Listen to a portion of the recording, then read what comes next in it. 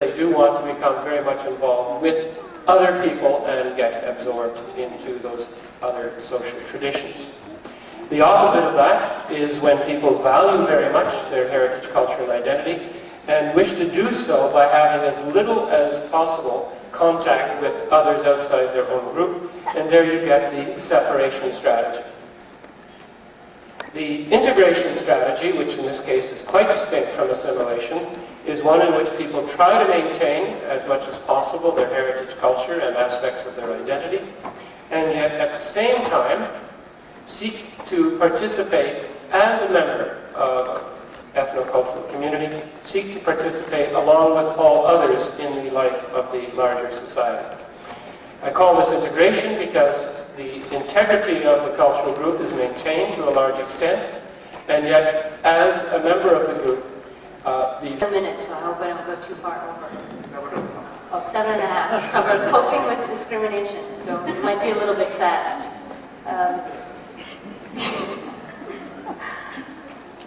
Discrimination takes many forms. I think at a basic level it can happen anytime that you encounter someone who's not like you. To grossly overgeneralize, I would say most people are most comfortable around people who are like them. And Exhibit A is that we're all here this weekend. You know, we're not at the Tamil convention that's also in town. We're not at the Gujarati convention. We're here at this convention. You know, we appreciate differences and similarities that many of our non-Indian friends can't begin to understand. But whether we admit it or not, whenever we meet someone, we almost instinctively look for the differences between us. And it doesn't have to be about race or gender or color or religion. You know, we also focus on beauty, money, intelligence, power, who someone is married to, who somebody's parents are, who they choose to associate with as a way of differentiating ourselves from them. When you think about discrimination, you have to recognize the many forms that it can take, and I think that there's really a spectrum. And at one end, there's discrimination that's sort of okay, and at the other end, there's discrimination that's plainly unacceptable. At the simple end, sometimes someone is simply drawing a distinction between themselves and you, and it can be okay to be curious, it can be okay to ask questions. Certainly many times in my life, people have asked me, you know, what is that you're wearing? What are you eating? And they're looking for information they don't understand. And it's not that they dislike you, it's not that they're making a judgment, they just don't understand and they want information. A little bit beyond that, you get into sometimes some jokes or some slightly inappropriate comments, and I think all of us have done that from time to time. You know, people tell ethnic jokes, blonde jokes, certainly now everyone tells lawyer jokes. And that can be okay depending on who you're talking to, but you have to really, know whether someone is saying this to be offensive or whether someone is saying this and they don't realize that they're being offensive, and you have to make that judgment. Beyond that, I think you get into a gray area, you get into attitudes that you can't quite pin down or describe. Maybe someone is being a little bit condescending or a little bit patronizing, but you can't really figure it out. Were they really being offensive? Were they doing their job? Did they have to ask a question in the way that they asked it? And then at an extreme end, you get into actual discriminatory attacks. This can be intentionally offensive remarks. It can be social exclusion, not allowing you to be part of a club. It can be denying you a job or housing or an educational opportunity. And it can go all the way to hate crimes and violence, which is something that fortunately has been pretty rare in our community, but unfortunately has been increasing as we become a more visible presence in society. I think in terms of coping with discrimination in almost every case, the first thing you really need to do is to distance yourself from the discrimination and not let it reflect on you and your own feelings about yourself and your self-worth. And, if anything, associate what's going on with the person who's doing it to you, but don't let it define you. Don't feel marginalized. Don't accept that as a judgment about yourself. I think in most cases, perhaps not when you're getting to actions that are really illegal, that the best thing that you can do after you distance yourself is to try to engage the person who's doing this to you and begin a dialogue and explain to someone, why this joke offended you, why this comment was inappropriate, why this attitude is bothering you, and see if you can explain to them and get an explanation from them. Why did you say this? Why did you do this? Why did you make me feel this way? And don't assume that non-Indians don't get it or they can't understand, because in my experience, people want to get it, and no one has ever bothered to explain it to them. And what you're really dealing with is not hatred or prejudice, but ignorance. People don't know that it's not okay until you bother to tell them that it's not okay. I think it's also important that we reach out to each other and to other people who are in similar situations to us. The more serious the discrimination is, the harder it is to fight by yourself or to engage in that dialogue by yourself. But if you're really dealing with something that's institutionalized, like not getting a job or a housing opportunity, there's a chance that other people have gone through the same thing, and what you might not be able to accomplish on your own, you can accomplish as a group by working together. And consider reaching out to other types of help, to social workers and to counselors, which is not something that's very Indian. We don't ask for that kind of help usually. We think it reflects badly on us, but that's something that can help you get through. And last, I think it's important to know your legal rights. Both the Canadian Human Rights Act and Title VII under U.S. law prohibit discrimination on the grounds of race, gender, color, ethnicity, religion, disability, age, and marital status in many areas, including employment and housing and education. And there are also provincial laws and state laws that add on to those protections. And not every ethnic joke is a federal case, but if you think there's a possibility that you're dealing with something that might be a legal problem that's not just unfair but is illegal, it's vital for you to explore that. And I want to step back from all of that, which came up very quickly, and recognize that what I'm saying puts the burden on us, on the person being discriminated against, to be active and engage in that dialogue. And it's very hard to take that kind of stand. And I think there's a number of reasons that it's very difficult for us as Indian American or Indian Canadian, because we have a lot of cultural baggage. In the first place, we come from this wonderful culture that is so radically different from the mainstream in each of these countries. It's different from European culture, it's different from Judeo-Christian culture, and it presents a very easy target for people who are ignorant or people who are prejudiced. Beyond that, I think many of us are taught as children, and this is an observation that my brother made, so I give him credit. We're taught, don't rock the boat. Don't, challenge people, don't question people, just accept, just, go on your way, don't make noise. And, to fight discrimination really requires you to make noise and stick up for yourself, and that's something that, we don't very easily do a lot of the time. Another thing that comes into play when we try to fight discrimination is that we do it too. We come from a very homogeneous community when you think about it. When you look at the makeup of Odisha, it's a very sort of a place where people are very similar to each other, and yet we discriminate on a scale and a scope that's unfathomable to people who aren't from there. If you don't believe me, look at the matrimonial ads in like India abroad sometime. And look at people who, go out of their way to say caste no bar. Like, you should assume that it's a bar until someone says it's not. Or look at the people who have no problem declaring that yes, caste is a bar. I'm only going to marry this person. And they better be the best looking, the most qualified, the richest, and yet somehow incapable of finding a spouse except through this forum. So, we do it too, and one of the hardest things to do is to confront your own prejudices and your own tendency to discriminate.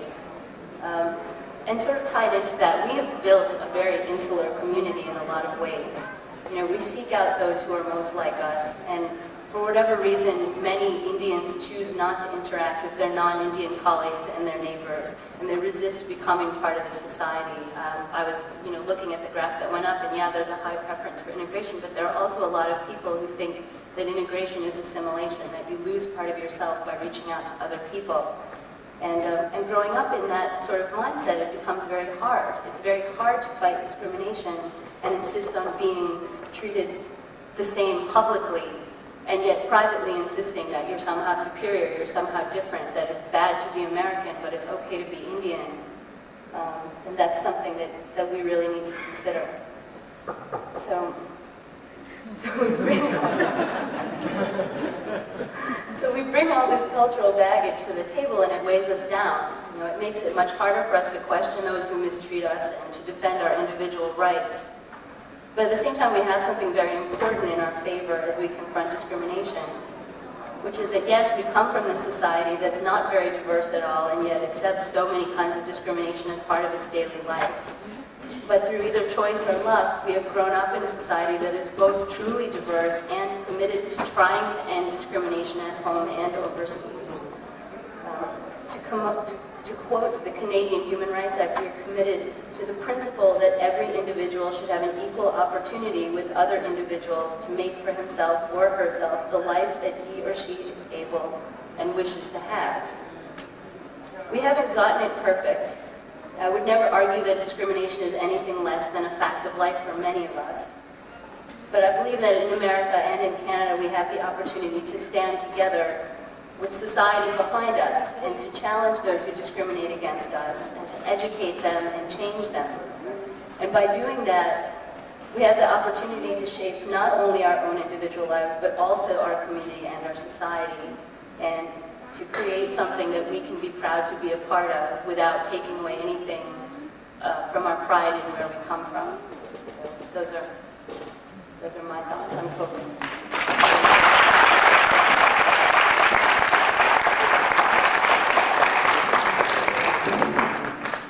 Thank you, Julie. Now, before I introduce my next member of the panel, if you are having trouble in remembering the core terms, the integration, assimilation, separation, and marginalization, just think that if you like bocalo and steak, both of them as well, you are integrated. And if you hate bocalo but love steaks and nothing else, then you are separation. And you are assimilation rather. Now, if you like bocalo, no steak, okay, you are separation. And you hate both bocalo and steak, you are marginalized. Now, my next member of the panel is Sanak Patnaik, affectionately known as Nick. He is another academic from New York. I'm afraid of two kinds of people. I was telling them, my teachers and the lawyers. Sanak is Nick is an eligible bachelor, and it is one of the classical problems. What do you do, actually? So he'll be talking about the problem, coping with the problem of mate selection.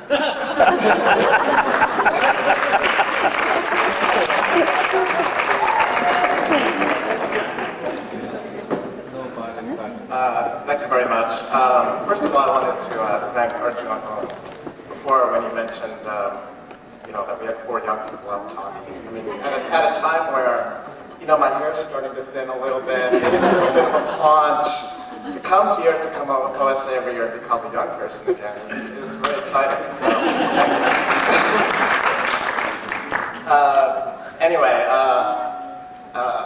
I guess there's a certain lack of logic, I guess, in having someone come up here and talk about mate selection who hasn't particularly shown any talent in that area just yet. So, I guess you're free to take what I say with a little grain of salt, but hopefully I can add some value. Obviously, being an Indian, being an Oriya in this culture, and going through the whole dating, courtship, marriage thing is difficult. I don't think when you're part of the Anglo culture, I think there's more of a roadmap than there is when you're an Indian youth. But it's something that you get through, and I guess a big factor, a big concern is, kind of while you're learning what to do, in a way you also have to educate your parents, because for the most part, our parents were all the product of an arranged marriage, or, lacking that, they didn't have sort of the typical American-style courtship. So I guess that's something which takes some work. And hopefully, I've been very fortunate in that my parents are exceptionally free-thinking, liberal-minded people. So I've had an opportunity to to do some work in that area. But I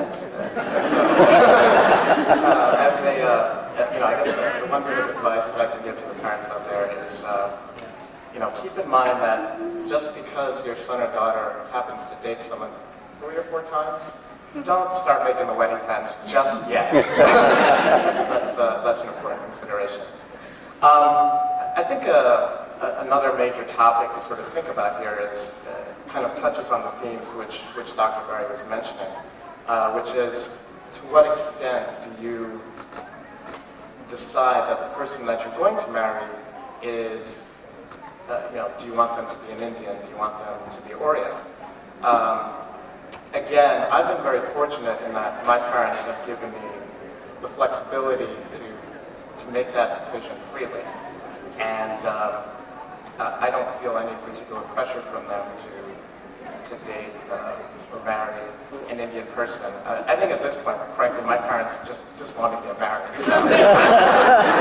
Maybe 10 years ago, they were thinking, okay, Oriya, that would be good. At this point, it's just get married. Why not? Personally, just speaking for myself, and I think from talking to others, this is probably true for them as well. Definitely, there's something easier about dating an Indian or dating an Oriya. It's just you don't. I think there's a sense that you don't have to do as much work. You don't have to explain necessarily where you're coming from on this issue and on that issue. So, I mean, personally, as I kind of go through my dating life and I look back on it, I definitely have found that when I've dated Indian women, I've cut them a little more slack, I guess, than I would, sort of a similar American woman. Though I still obviously have not met the one yet, but I guess that's another topic. And I guess I will. The last point, I guess, which I wanted to address was obviously there's something about being in this community which I think exposes you to a little more pressure in this area than I think you would find in most other communities. Now, I guess it's fair to say that, in the last few years, my parents have gently, applied some pressure, and they've made some inquiries about, when it is that I'm going to get married. And I think it's fair to say that from time to time, I've actually gotten irritated at these inquiries. There's, a little anger there. But at the end of the day, I can I can definitely understand where they're coming from. They are obviously interested in my being happy. They want to have grandchildren. So that makes sense to me. What I definitely have a little more trouble with, I guess, is the extent to which family friends and even people who I don't really know all that well coming up and asking me when I'm going to get married. It's definitely a little off-putting. I mean, I guess it sort of makes sense. I mean, you look at me. I'm 32 years old. I'm an attorney. I'm fairly successful. I bought my own apartment in New York. Obviously, I'm tremendously good looking. So, why aren't I married yet? And I guess at the end of the day, the advice that I can give on that score is, well, quite frankly, thanks for your concern, but it's really none of your business. I mean, to be totally serious, that is something which I find incredibly irritating. And in talking to some of my friends who have gotten inquiries along the same line, I think they would share that that irritation. Anyway, on that note, I guess I will wrap it up, and I did it in less than 7.5 minutes. So.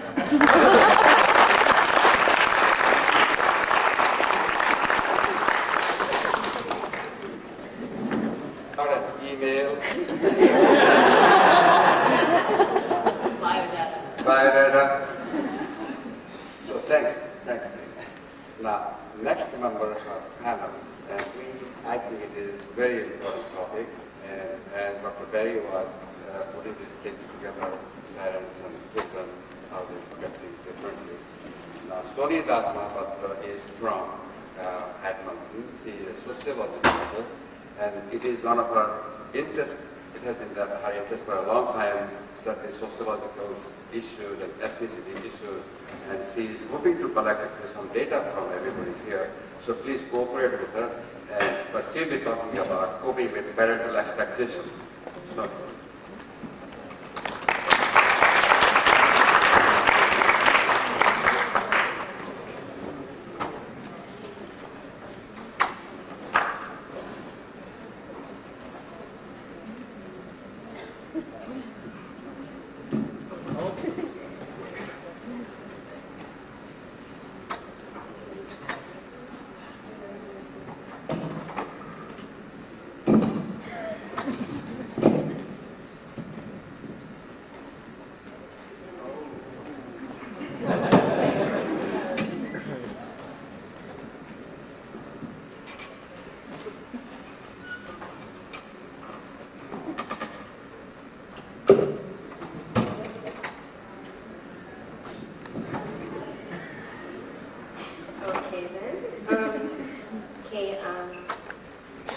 I'd just like to begin by explaining my background a little bit.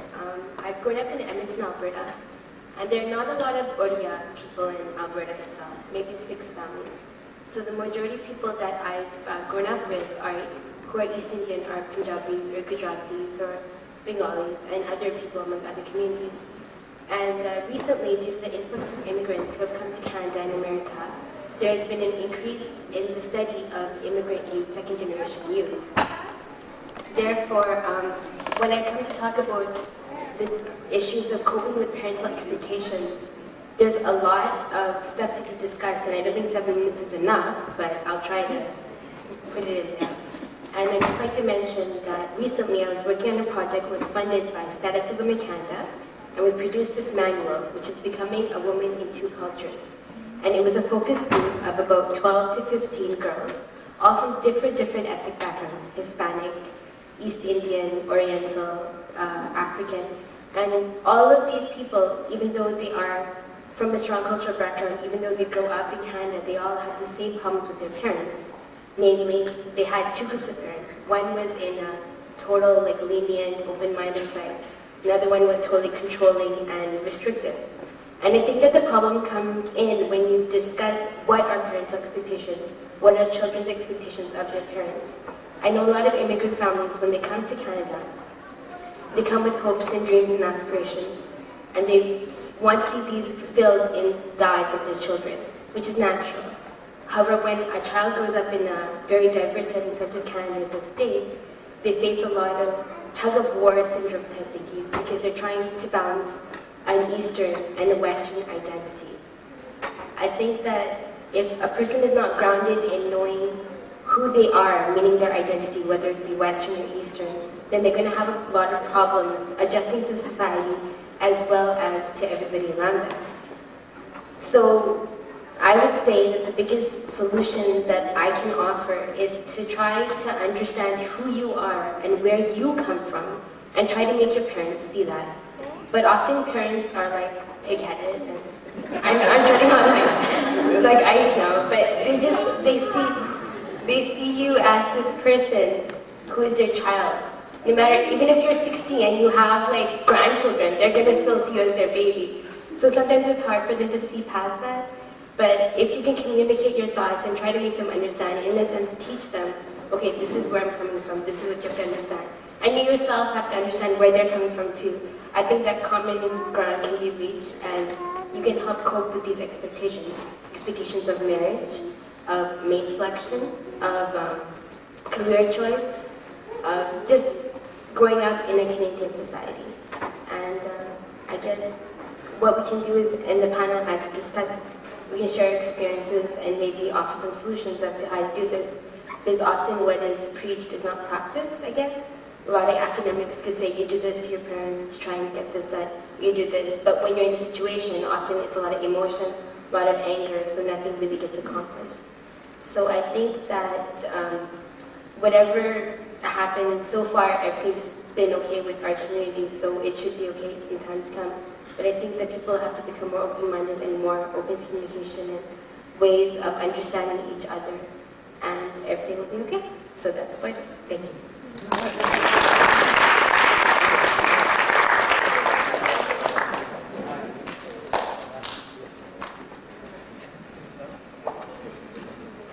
Thanks, Tony. In my previous incarnation as a chief psychologist of a children's center, I was so impressed that we really give disproportionate emphasis on parenting, and we forget one of the most important variables is the peer group. Once the kids get to the adolescent age, there is absolutely nothing much more important than the peer group. They really make your mark. And it is one of the most important variables, and we psychologists are beginning, we recognize really too late. We always advise parents, this is the way you do, this is the way we do, blah, blah, blah. But it is the peer group. This is where the kids spend most of their lives actually, in the school, after school, etc. So parental influence really gets less and less of importance as time goes by in the peers making. Now, to discuss this thing, I particularly looking for somebody who can give some fresh outlook on these things. Now, Sahil Jamal came to Canada 3 years ago. He's a 14-year-old. He just finished grade 8. And he's as stressed as can be. Born in India, raised in India, and now suddenly enters into a pre-adolescent group. So I want to know how he's coping with the peer group. So Sahil Jamal is 14 years old, going to high school, not yet. And he lives in Toronto. Parents are Khalid and Parveen Jamal, and his sister, who is doing excellent work actually there at the University of Western Ontario. She's also there now. So Sahil, it's your turn. Well, if you're having a fantastic time at this convention, it's good to be here, isn't it? It is the best.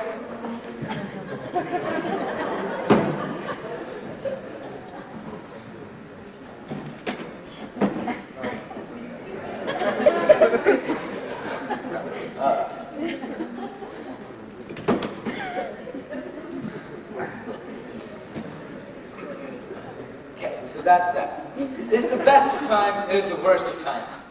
This is a slight paraphrase from a Charles Dickens quotation. But what I'm referring to here is the wonder of teenage years. Yes, all you young folks out there must agree with me that adolescence is a time to discover the world and gain a whole range of new experiences. But it is also a time when one is a bit unsure about life and the many obstacles it poses. One of the major issues facing teens these days is that of peer pressure. At this gathering of Indo-Canadians, let's have a look at the problems of peer pressure as experienced by Indo-Canadian youth. A teen's relationship with his friends is a defining factor of his identity. Immigrant youth arriving from India or any other country find that fitting into the Canadian crowd can be a daunting prospect. There is definitely a big collision of cultures. Good friends are a teenager's means of adjusting and finding some balance in an otherwise confusing clash of the worlds. Let me tell you about my experience. I arrived in Canada in the middle of summer, so I didn't have a chance to immediately go to school and meet other people my age. And honestly, those summer months were a pretty bad experience. I missed my friends back home and didn't have a chance to make any here. But once school started, I met many people my age, and I was making friends very quickly. I must say the people around me were pretty open-minded and understanding. Unfortunately, that's not always the case. The most profound fear facing teens these days is that of not fitting in. This worry is magnified in the case of Indo-Canadian youth. So, we have Rahul here, who thinks he has to wear Tommy Hilfiger to be cool. Or we have Lena, who thinks she has to act a certain way to be cool. For these situations, for these desperate attempts, I say stop. Brand names, cool attitudes, and artificial personalities are not the way to find a niche in a new environment. Be yourself. That has been the best lesson I have learned. What I'm trying to say here is that if teens avoid the pretenses and false appearances, they will forget that they have to be cool to have fun. As a youth, I know my friends and peers will want me to do as they do. I will face pressure to conform to certain stereotypes. But all this cannot happen without my permission. It's my choice to do what I'm comfortable with. Another thing I should mention is the importance of actively participating in extracurricular activities. As a new immigrant 3 years ago, I took my first tentative steps when I joined the school tennis team. Since then, I've played the drums in the school band, been a member of the student council, and played a lead role in the school play. And benefited a whole lot from the range of experiences I've had. I can confidently say that I would not love Canada as much as I do had I not taken the initiative when I came here. Among these activities, it's inevitable that you will meet new people that have the same interests as you and have the same hobbies. In other words, people you will get along with. The Indian lifestyle by nature is a sheltered one compared to the Canadian way of living. Youth arriving in Canada find that at an early age, they also have to deal with drugs and alcohol. While in India, these topics were taboo. They're rampant in Canadian high schools and even junior high schools. So what should an immigrant teenager do, you ask? Well, knowing the good from the bad, the right from the wrong, sure helps. Saying no might be a hard decision, but it's your choice. You and only you can decide what's best for you. Above all, inform yourself about the dangers of drugs and alcohol. Eventually, an immigrant Indian teenager will realize that although his friends come from different corners of the world, they still hold some common ground and share common viewpoints. It is in this harmony that youth find belonging. Here is a small thought to always remember. We are more alike, my friend, than we are unalike. It's true that adjustment takes some time and effort, so be patient. Canada is a great place to be, a land of opportunity, which is why you came here in the first place. If you make the effort, you will be able to enjoy this land and all it has to offer. There is huge potential in all of us to rise high. The immigration process, peer pressure, and the adjustment to the Canadian environment are just some obstacles you will encounter on the way. As you go along in your endeavors, just keep in mind what Shakespeare once said. We know who we are, but know not who we may be. Thank you.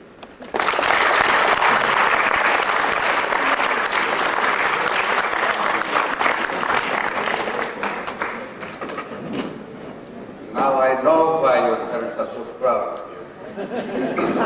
Now, we have a few minutes, and now we'll be opening up for some dialogue with our panel members as well as Dr. Perry. And I think it is about it I should tell you, but you know that I'm very good in twisting arms. So I talked with John and said that we probably will not be finished with it today because we have so many questions. So he has reluctantly, I really willingly agreed to do a conversation hour tomorrow at 10:30 to 11:30. Provided we will let him go soon after that because he has to really leave the hotel by noon. So tomorrow he is going to have a conversation hour for the unfinished questions. So in the meantime, here is... And I do not, that's one thing Dr. Kanando didn't mention. It's probably, he did say with many fancy words, but you have to have guts and you have to be a believer. I'm not trying to be preaching, but you have to believe and you have to kind of look forward instead of looking back. And working with cancer patients, it does give us a perspective every day, because whatever you do, you are making their life a little bit better. You are not curing it, because we really haven't gotten that far, but providing certain amount of as we tell our patients every day, when we think we can cure them, we go for it. When we can't cure them, we go for control. If we can't give them control, we go for comfort. And my theory to all this is what my husband and I have been doing. We do it in a very convenient manner. It's a right off a highway, center, state of the art. Everything is picky and new and whatever. And we are always there. We're very service oriented. And I was also following Dr. Kanango's the criteria. I'm definitely not a male, and I do not make that kind of money either. But money is not that important. What he said is really right. And I do a drive in between American and whatever other cars. And I do have 3 children, and they are definitely a big support. And in spite of our hard work and everything that we have done, thank God that they have turned out as good as they have. And the main thing, it all comes down to believe in yourself. And what I have been doing recently, after we started the business, I decided I have to understand the jargon, because you really have to know it. If I would have known the things I know now, 5 years later, we probably would have had less legal costs and other things. But that's another thing I also learned. So I've been joined an MBA program a year ago, and certain things I learned are very important. So if any of you want to become an entrepreneur, of course, first of all, you have to have an idea. That's most important. But once you have an idea, do a thorough research. There are things available these days. Everything is available in software form. Get a BizPlan Pro and go through it without spending any money. Just go through the steps of BizPlan Pro. Put a name to your business and go through every step. And most important, don't forget how important cash flow is. If you do not do a good cash flow analysis, don't start the business, because it can be tremendously painful if you have, puts your own money in. And always look for borrowed money. Don't do it yourself, it's a dumb idea. Go and there are things available. That's one thing I like about this country. In India, as much as we love our country, you have to knock the right place to get the money or get through the system. Here as foreigners, we can get a lot of help through the proper channel. So fill up the right forms, have good advice, good legal advice, pay for it. Because it's important that you get the right things before you start anything. But best of all, have an idea and follow it to the end. And in between you will be going through some tough times, and just put it in the back. And also acknowledge some cost as quickly as possible. If a mistake has been made, dump it right away and go on. Can't lament, can't dwell on anything. That's probably what I can say. But really, we are not truly entrepreneurs, we are service providers, and we are able to pay our bills, and if that makes us an entrepreneur, we are. Thank you.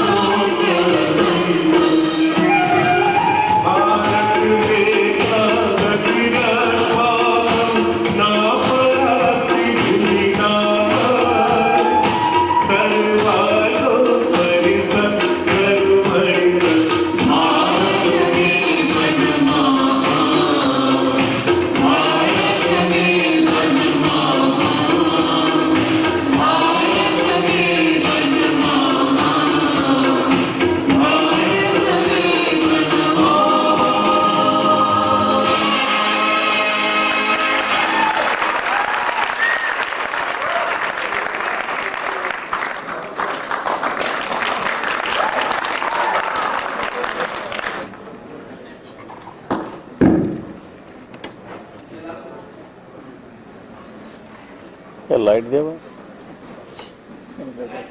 କେତେଗୁଡ଼େ ସମୟ କ'ଣ କରିବ ହଁ ସେଇ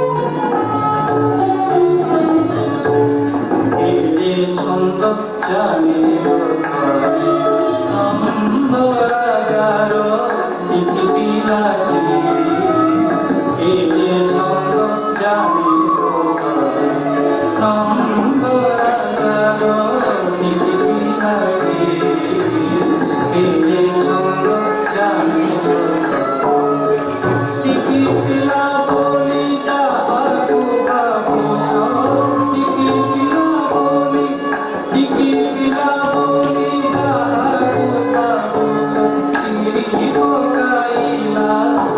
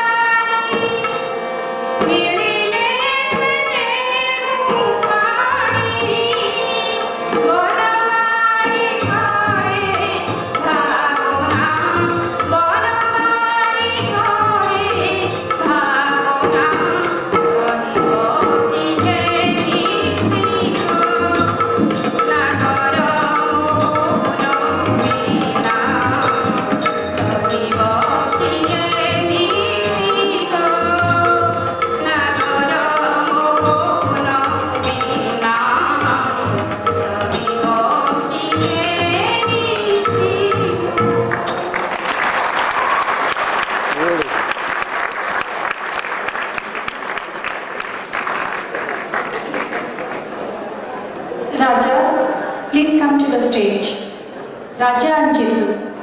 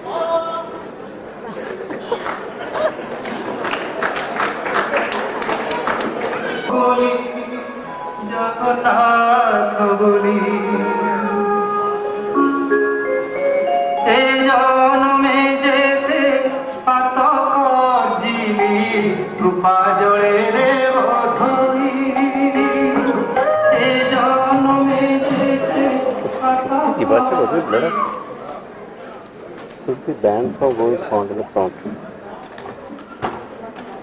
Namaskar, Mora naam Shri Das.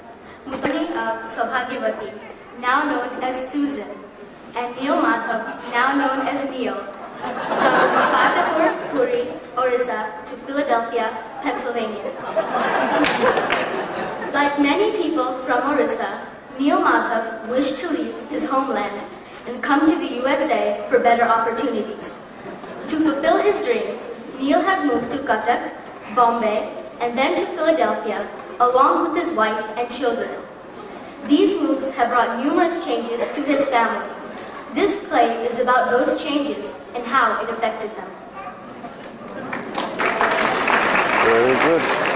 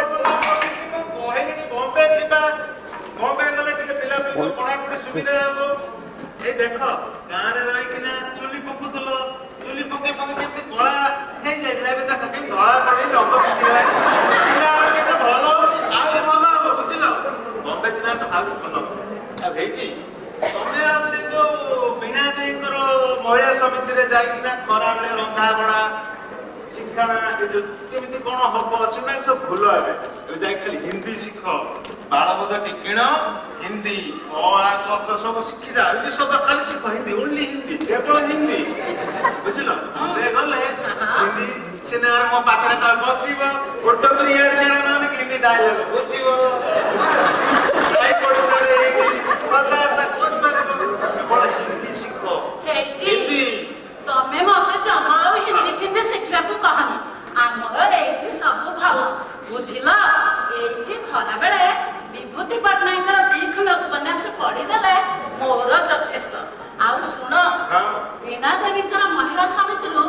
ଭଲ ଭଲ ଖାଇବା ବନେଇବା ଶିଖିକିରି ତମ ପାଇଁ ସବୁଦିନ ଗରମ ଗରମ ଖାଇବା ବନେଇ ରଖିବି। ଆଜି ପରା ବୀଣା ଦେବୀଙ୍କ ମହିଳା ସମିତିରେ ନିରୁ ନାନୀ ମାଛ ଚପ କେମିତି ହବ କହିବେ? ହିନ୍ଦୀ ଶିଖ ବହୁତ ଦିନ ହେଲା ଚଣ୍ଡୀ ମନ୍ଦିର ଯାଇନି। ମୁଁ ତମ ପାଇଁ ଗରମ ଗରମ ମାଛ ଚପ ରଖିଥିବି ଆସିଲା ବେଳକୁ ଆଉ ଟିକେ ଖାଇଦେଇ ଠାକୁରାଣୀ ପାଖକୁ ଯିବା। ମନେ ରଖିଲ ଯେ ମାନ ଖାଉଥିବ ମତେ ମନେ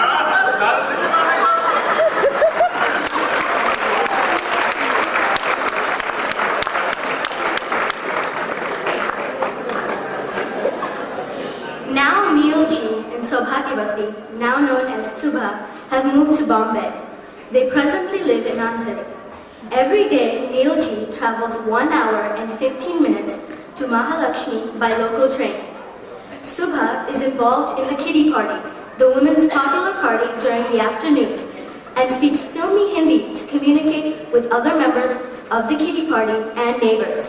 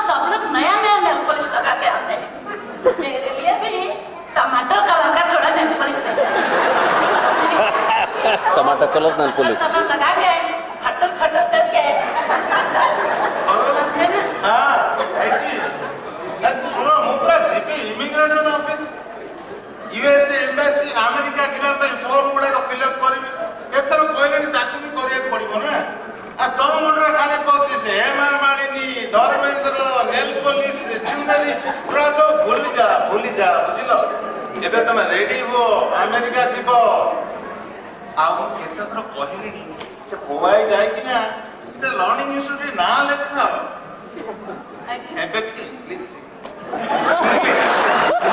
प्लीज अमेरिका तो जीवो कोन करबो सेठी हिंदी रे कथा हो ना ओडिया रे कथा इंग्लिश दरकार इंग्लिश ओनली इंग्लिश ओ बुझिली कौन करिवे कहले इंग्लिश शिखिकरी हमर तो एठी सब भल है कि मते परा कहचते मिसेस साबुजा नेक्स्ट टर्म में किटी पार्टी का सेक्रेटरी बना देंगे समझे ना? इंटर 6 बजे शुरू हो जाएगा चौकस फास्ट ट्रेन लेके आना भूलना नहीं जी ओके अच्छा जी bye bye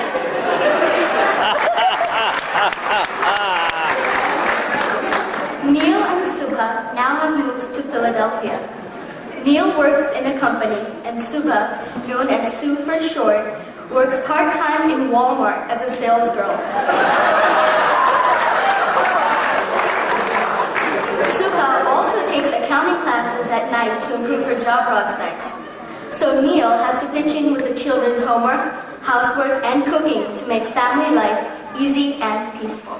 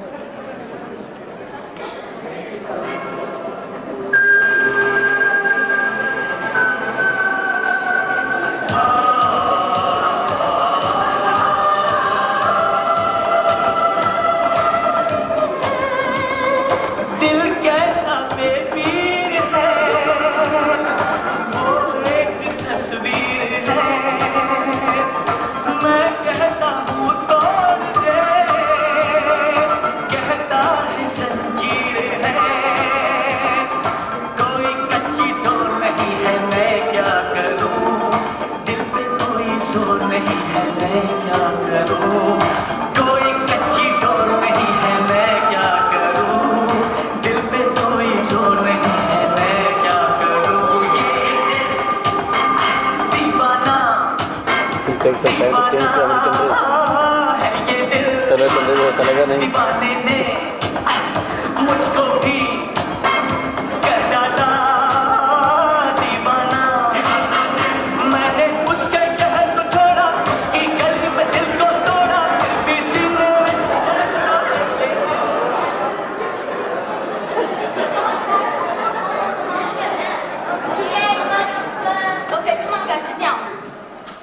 Let's see if you remember what I taught you.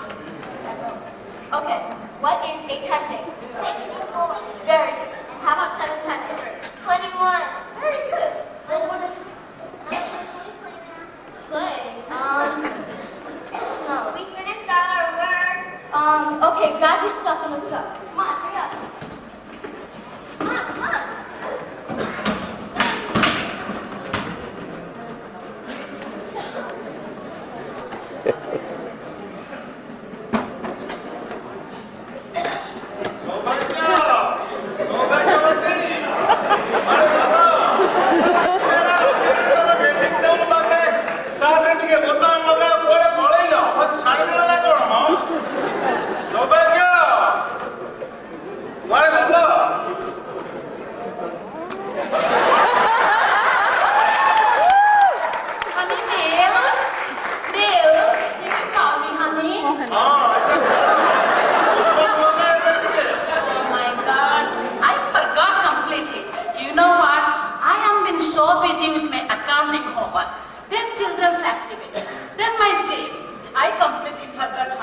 Okay, I will do that tomorrow. Okay. But honey, can you do me a favor, please? Yes. You know what? Sanjay has to go to the basketball practice. And Alok has to go to his soccer practice. Can you please take them? You know what? Yes. I've been trying so hard to save these pounds, you know. I have to go to the gym, you know. Only these rope handles will be good for you. Oh my God, honey. You know what? Can you please take Manu to the library? Manu to library? Yes. Sanjay to the basketball game. Not baseball, basketball. Goal. Bujila. And then soccer. Bujila. Jamajibani hockey ku. Soccer. Yes. Manu is on the way to library. Honey, can you give them a little dinner, please? Bujila. 4 things. Okay? I will take only 15 to 45 minutes to set these few plans. Okay? Oh my God, I have to call Sandy now. mortgage company GP से real estate सारे broker जी appointment आज काम है उसको लिया पर तक भी को नहीं पड़ी. Honey, what happened about your overtime? I don't know. You know what? I have calculated. You need to work 4 more hours overtime. Then only we'll get $250. And that will make us eligible for the mortgage. Out to me to janicho, so bhagavati 3 to 4 hours to basi kama kari paribani. So you have to pick up those things. Bujila? Okay. Honey, don't forget my gin thunder rasta badu. Relax. Bujila, I love you, honey.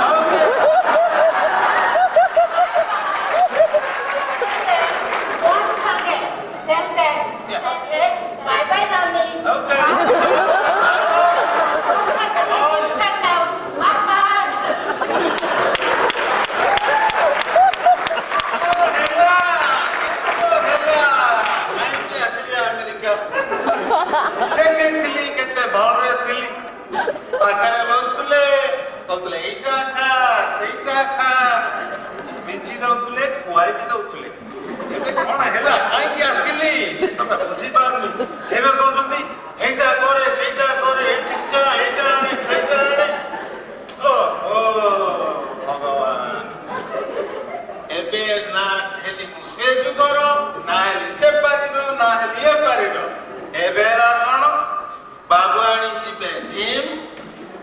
ପାଇବେ ପିଲା କିଛି ତ ହେଲା Okay, we'll go to McDonald's. Yeah.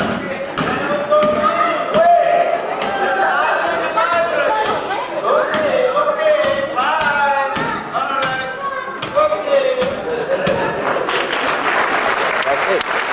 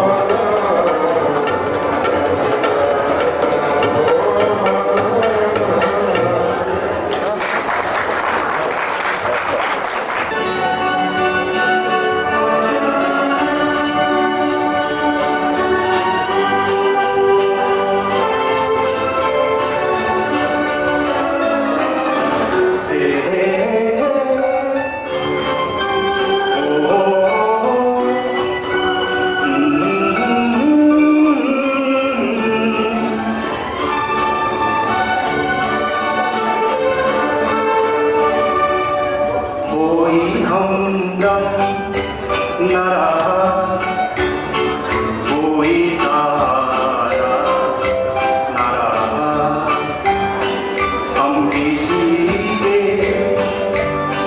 न रहे, कोई हमारा न रहा, कोई हमदम न रहा,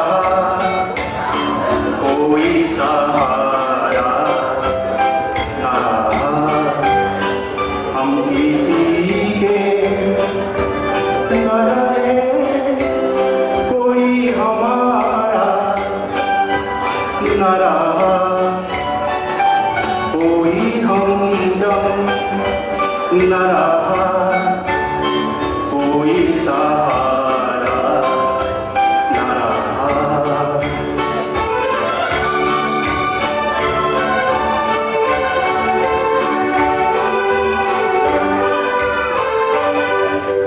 सामुदान भाई की है ଆପଣ ସେଟା ଟିକେ ୟୁଜ୍ କରିପାରିବେ ଏଇଟାକୁ ଇଏ କରିବେ ଟିକେ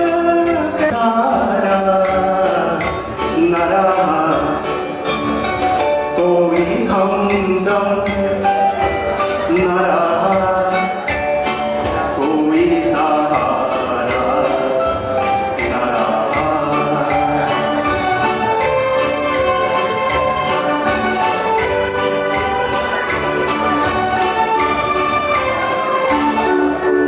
क्या बताऊं मेरा यूं ही चला जाता हूँ, क्या बताऊं मेरा यूं ही चला जाता हूँ, जो मुझे राह दिखाए कोई सहारा न रहा, कोई हमदम न रहा, कोई सहारा न रहा, हम किसी के न रहे, कोई हमारा न रहा, कोई हमदम न रहा, कोई सहारा न रहा, हम किसी के न रहे, कोई हमारा न रहा।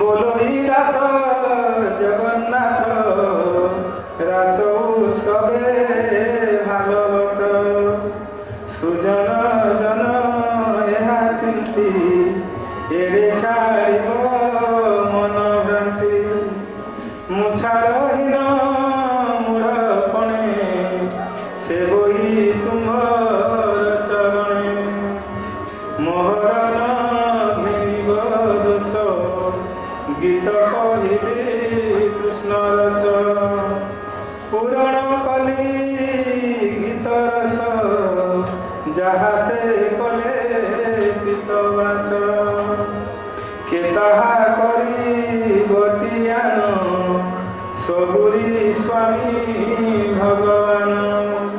It is Srimad Mahabharata Mahatmya Paramahansa Sanhitayan Vayansikan Samaskanda Rasikridayan Gopika Punnakamadhanisya Chaturdasan Adhyaya Samapto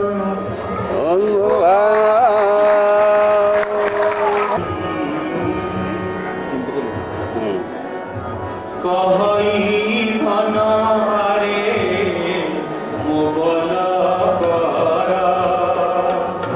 कहई मन आरे मोबल कर कला श्री मुख बारे देखिबा चाल मोबल कर केते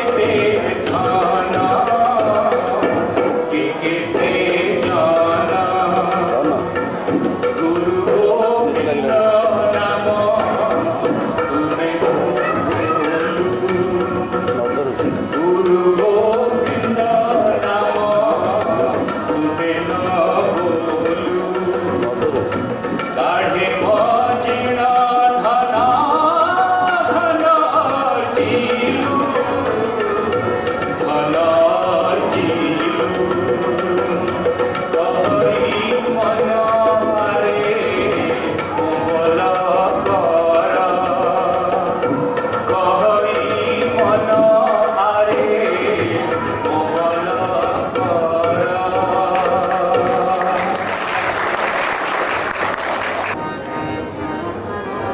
लाइट चली गला तो लाइट आज देखी रे न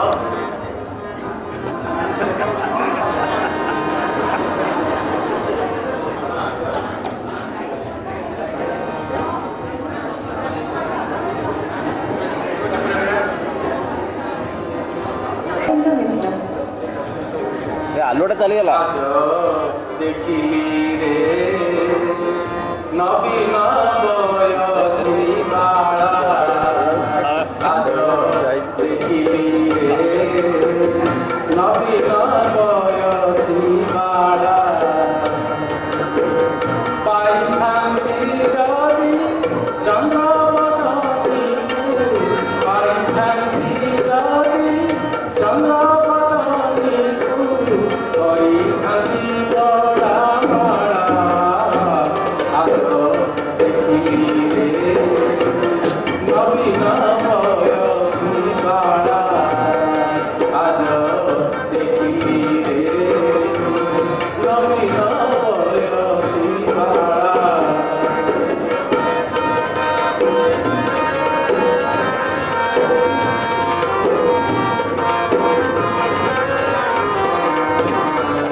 बता पॉइंट रे मोर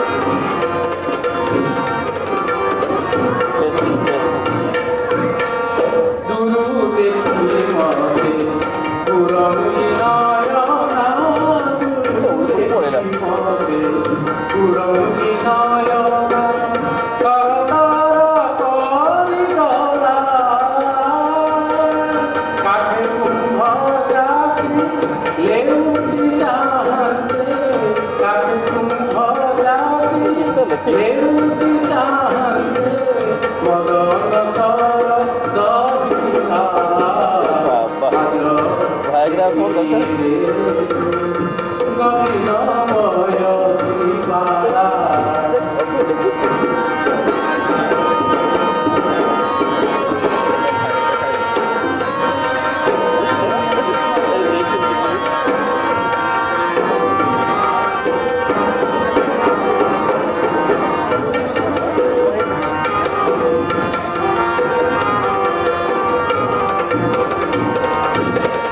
कोटि कोटि सेवा करी कोटि कोटि सेवा करी भेटिब गंगा रे जाई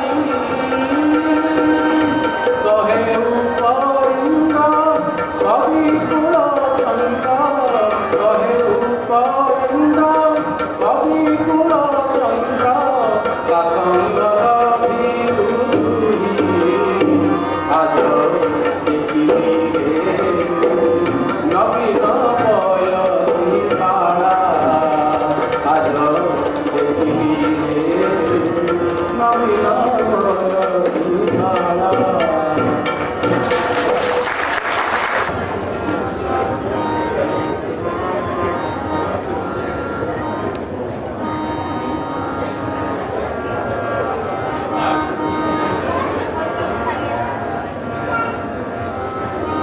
ଆଉ ଟିକେ ଘୁଞ୍ଚି ଆସ ଲତା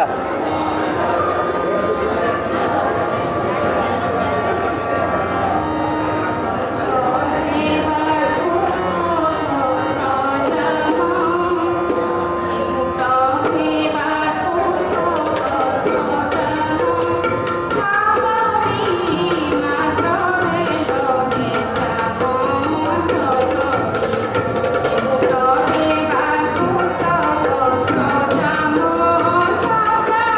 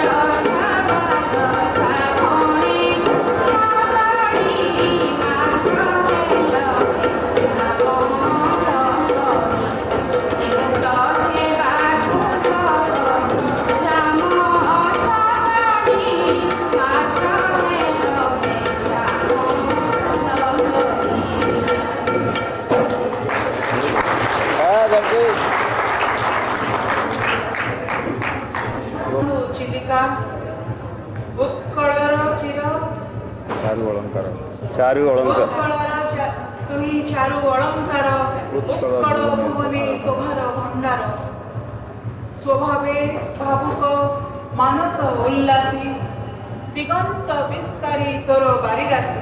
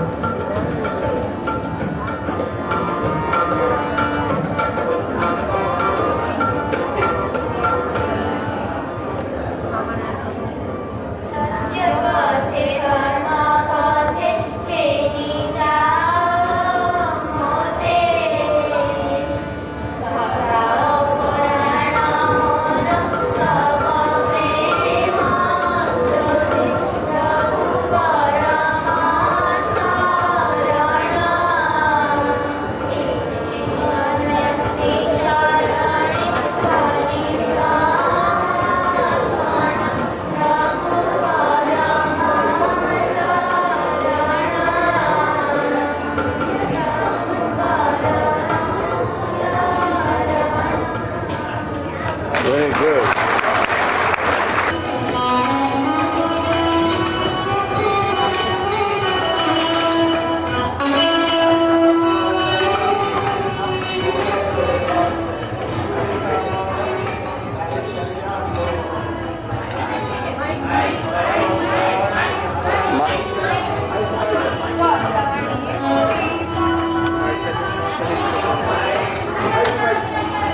ଆଉ ଥରେ ଆରମ୍ଭ କର।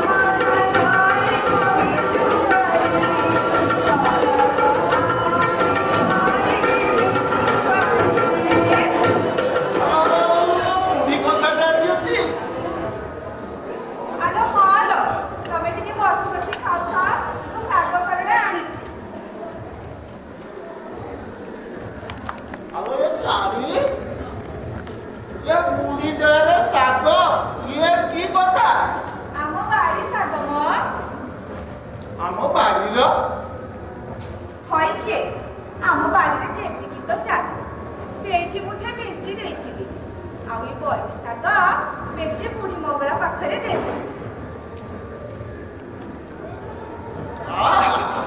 केड़े स्वाद साग कथा कौन कि आमे हेलो जाति रे तंती सेई बाटे नीति जाउची आउची ये आकी दिटा को दिशा पड़ू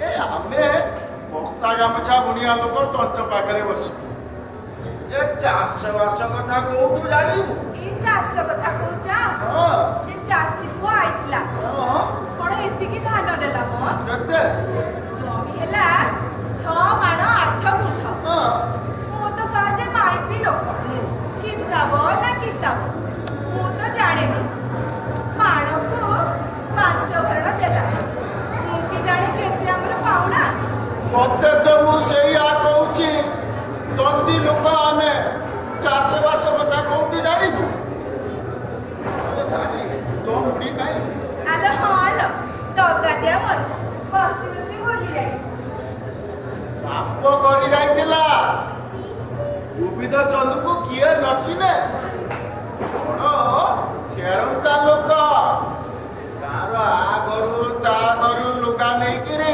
हाटेरे बिकुचिला एमिति करी करी अंडा के 2 पैसा हलारू सागे बाप सिंह बहुस पड़ी जाउतिले ताकरी पाकरी फेर आए 6 माण 8 गुंड जमी कि नाइची ହଁ ଠାକୁର ବାହୁନ ଜାନି ଯାତ୍ରା ସବୁ ତ ଚଳି ଯାଉଛି हाँ आमर बाबू बहुत लुभागे तो सेइतिरे सब चली जाउची ए तोर किछि कमी बाबा करथिले जाई ଆମ ଦେହ ଘରେ ତ ଜମି ଜମା ହବ लीला हमर छोटा नोटा आमे तो की करे